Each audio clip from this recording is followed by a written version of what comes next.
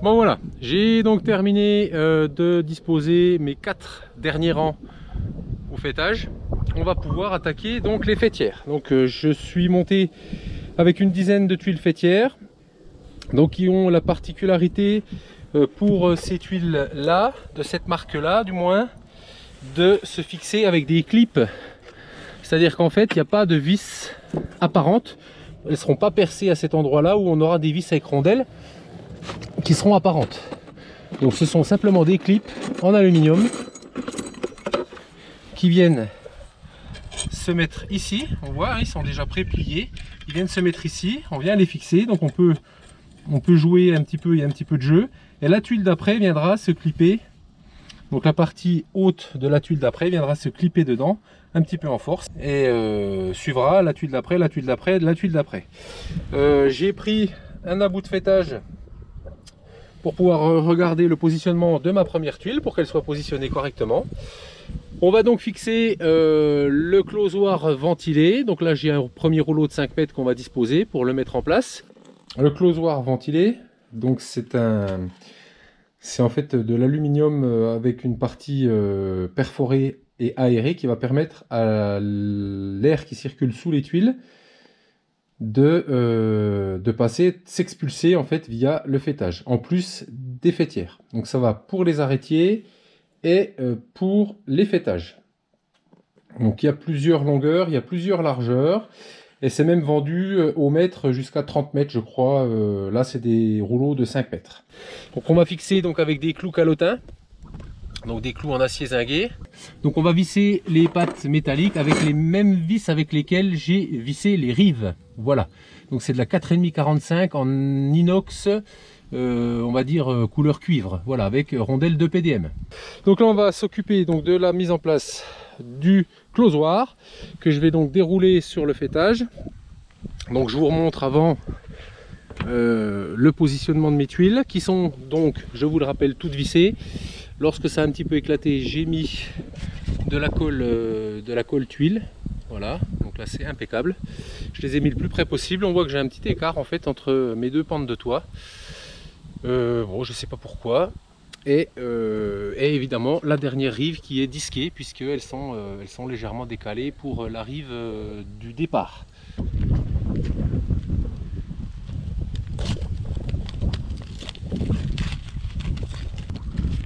Enfin, le libérer de son emballage.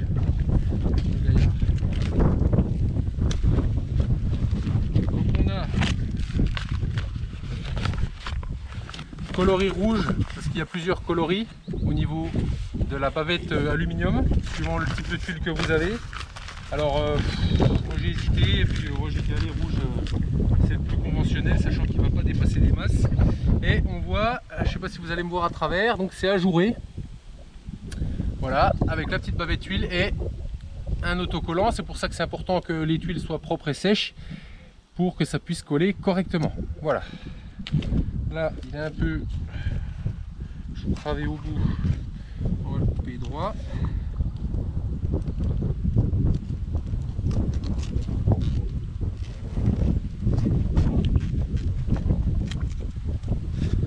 Voilà. Si vous voyez, c'est un espèce de tissu synthétique et ce qui permettra à l'air de s'enfuir. Et là, pour l'étanchéité, avec le petit bout de scotch, et ça colle bien. Hein. Nickel. Et on va quand même le clouer. Ici, on voit, ici il y a une petite partie sur le dessus qui est collée. Et là, ça va permettre de clouer avec les clous calotins. On va clouer tous les 30-40 cm. J'ai monté une tuile pour faire en sorte que je n'ai pas mon clou qui tombe à l'endroit où je vais visser. J'ai trouvé que c'était mieux de mettre des morceaux de 5 mètres plus que un bout de 30 mètres de long. C'est plus facile à disposer et je le ferai se recouvrir de 5-6 cm.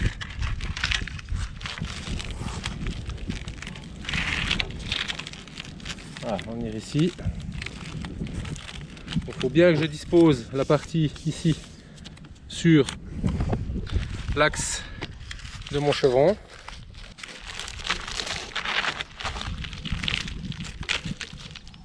C'est pour ça que je voulais être directement sur l'hélico. Pour faire ça, c'est plus sécure.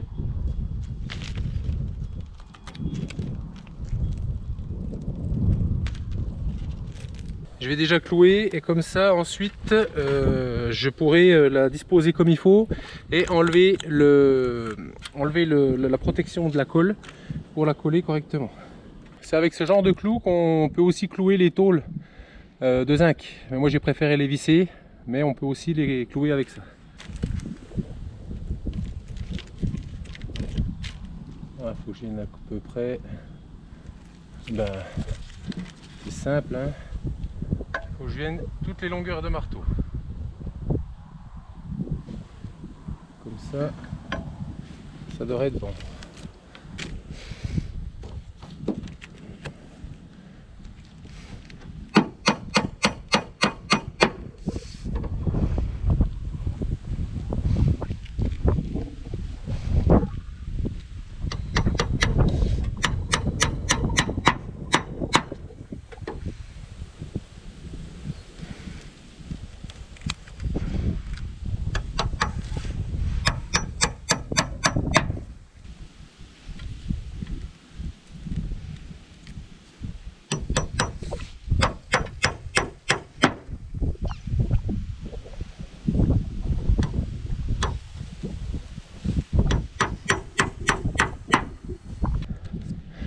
Alors, je me suis posé la question de l'intérêt d'un tel produit. Pourquoi? Parce qu'en fait, j'aurais mis ma tuile fêtière, elle n'allait pas plaquer à fond sur mes tuiles et l'air aurait pu circuler quand même. C'est pas ça qui génère plus d'espace entre la tuile.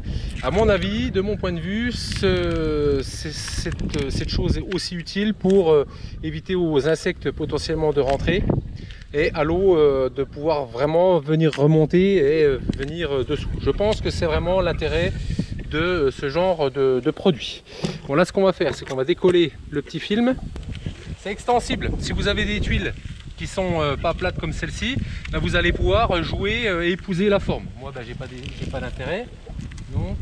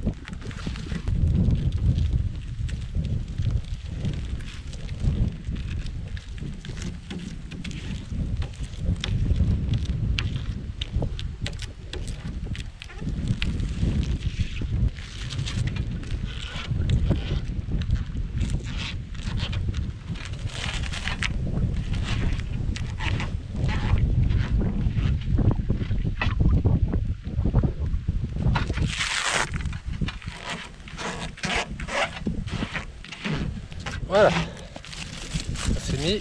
Allez, on va placer la première tuile. Il va falloir faire attention à quelque chose, c'est au sens de pose de la tuile, c'est-à-dire au sens de recouvrement.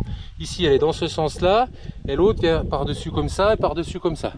Et celle-ci, elle serait posée comme ça, avec celle-ci par-dessus comme ça, etc. Donc, dans ce sens-là, on la poserait depuis là-bas, et dans ce sens-là, on va la poser depuis ici. Pourquoi depuis ici? Puisqu'ici, on est plein sud. Donc, vent dominant ouest ici, donc j'ai pas d'importance.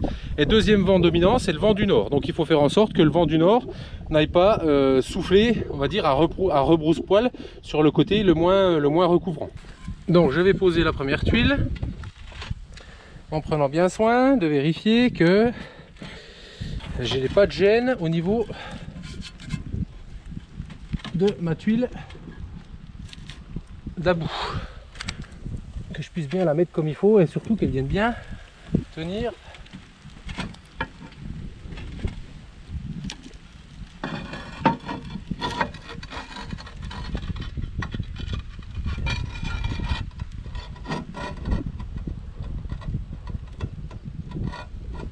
Ici je peux la reculer encore un peu. Voilà, ici je suis pas mal. Bon, je vais venir visser Notre partie ici.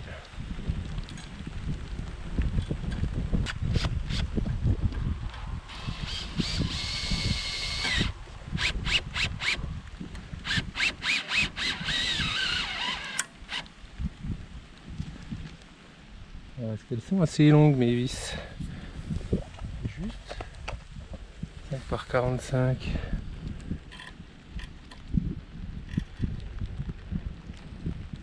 Ça prend bien 1 cm. Ensuite ici je vais venir clipper. Voilà. Et là. Voilà. Et ainsi de suite jusqu'à la fin.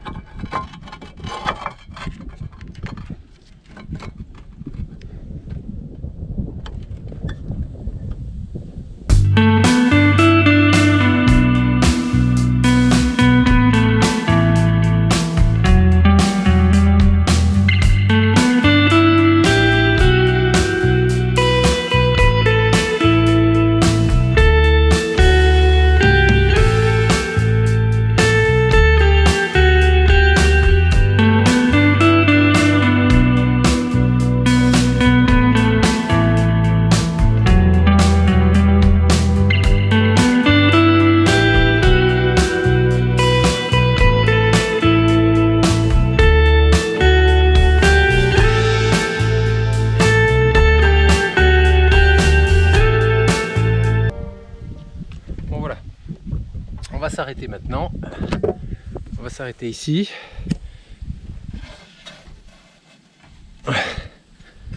Je vais refixer, replacer comme il faut la bavette.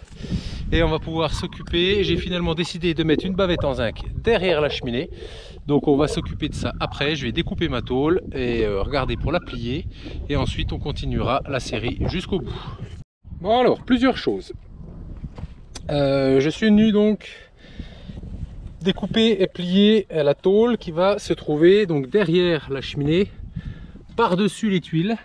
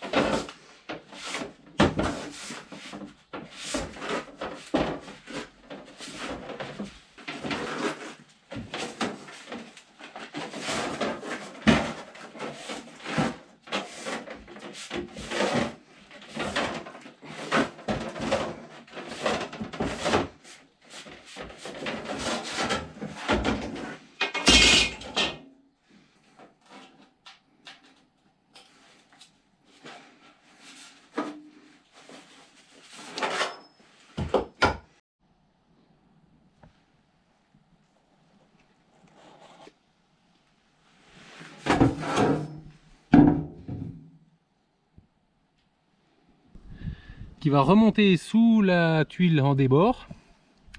J'ai pré-percé donc ma tôle et ensuite le long là je viendrai mettre un mortier ciment et chaud. Autre chose, j'ai modifié, ça me plaisait pas, mes vis. Donc j'ai trouvé des vis plus longues et j'ai mis des vis de 5 par 80. Donc j'ai dû repercer les tuiles, tout redémonter.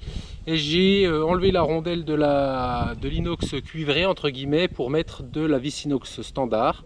Mais qui va beaucoup plus dans le bois, dans la lisse haute là.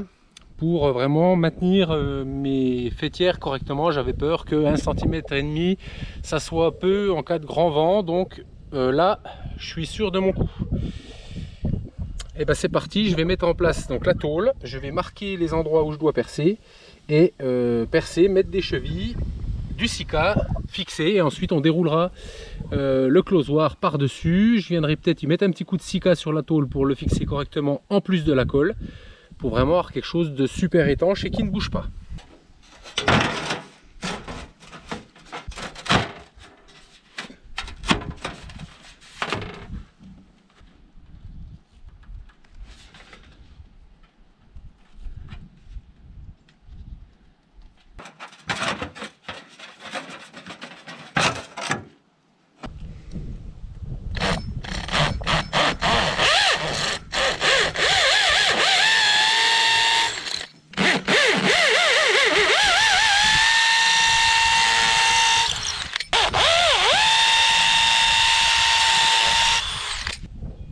De la multimatériaux que je mets.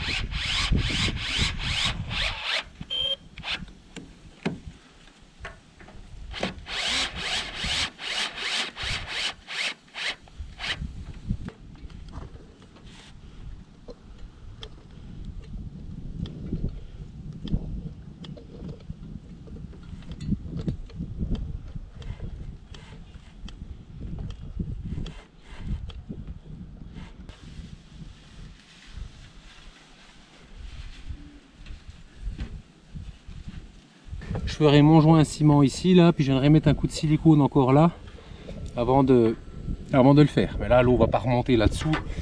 Une fois que ce sera fini, ce sera bon. Là, ça bougera pas.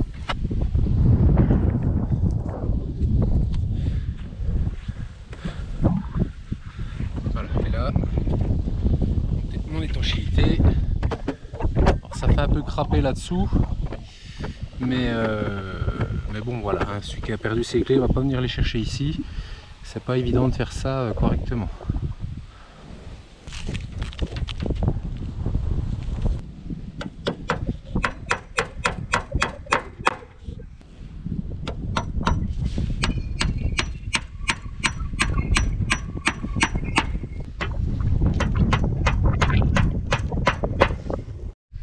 Alors maintenant, je vais enlever ça. Je vais mettre un cordon de silicone sur cette partie là.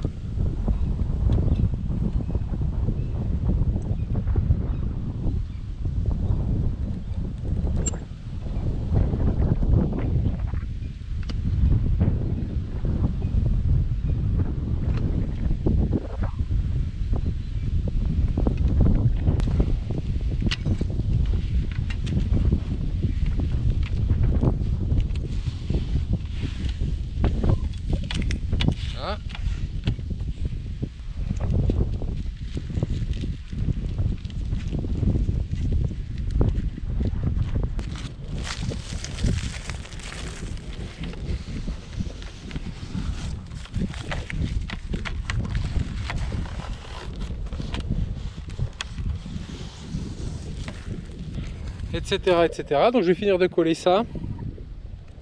Et ensuite, je vais, on va finir les tuiles. Hein. On va continuer comme ça jusqu'au bout, jusqu'à 1 mètre du bout, puisqu'il faut que je laisse de la place pour pouvoir faire les rives quand j'aurai terminé de tout tuiler. Donc comme je vous ai dit, je mets de la vis de 80 inox et j'ai remis la rondelle des autres vis.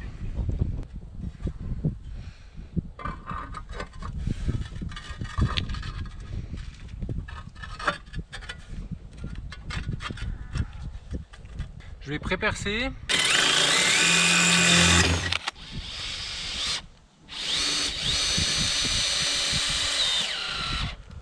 Voilà.